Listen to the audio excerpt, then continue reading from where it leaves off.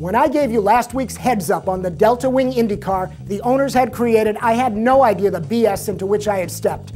There's a turf war with this car. The IRL is trying to keep the owners in their place.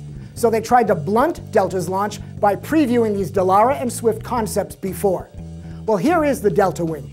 Get on the internet and check it out. The other designs too.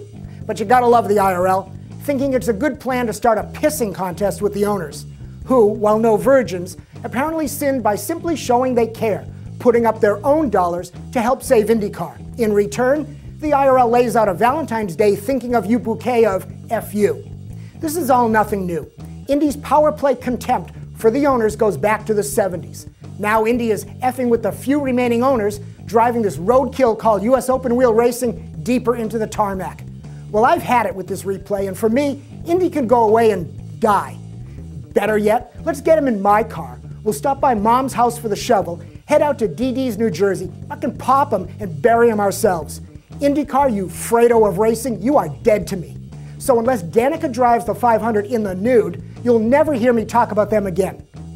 Well, unless there's a good joke or they do the right thing. IndyCar is everything that is wrong with pro racing, which is why today we'll talk time attack. This is the Shakedown.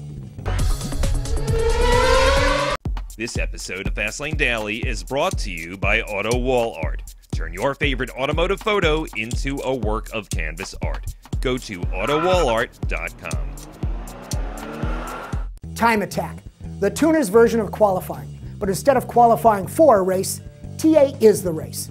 You probably know time attack started in Japan, at the Tsukuba circuit, home and heaven for the tuner racers like Mitsubishi Evo.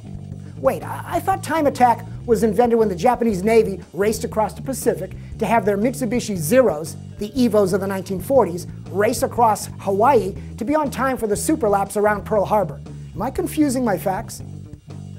Cards on the table. I'm not a TA expert or anything close, but as I read the rules from the 3 US series, Red Line Time Attack, NASA Time Trial, and Superlap Battle, and studied the racing, I saw the appeal.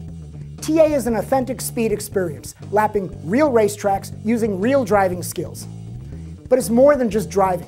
There's a talent and a pride to building your own fast ride. It's real competition, pitting your driving and tuning skills against your peers. TA is racing, because even TA has fender-to-fender action. The 5-lap super sprints, this year at every event, are for the top drivers and cars. TA is today's version of Run What You Brung. You can time attack just about any car. So many classes, so many rules generosities that I swear if I tuned on a John Deere riding lawnmower, I could probably find a class in which to run. The top TA cars, they're serious engineering marvels. All well built, nicely styled. And TA is global. Leading trends still come out of Japan. The brash stuff from America, good serious hardware from Europe and Australia. These websites help me find the TA cars, news, and info. Like this red HKS Evo, and this green one from England with a huge turbo, and it's rebuilt as a 2-door. TA is all about engines, chassis, aero, and the look. 4-wheel drive seems to dominate. Now, since I'm not a time attack expert, here's what I'd like to do. With your comments, name the TA cars or drivers that you like best, and then we can all Google them and check them out. Or post a comment to share a time attack factoid to educate me and the rest. Like, you can't run a bottle in TA, but you can run electric, diesel, or hybrid power. And aero. Open season to ideas there, like Chris Rado's double-wing Scion.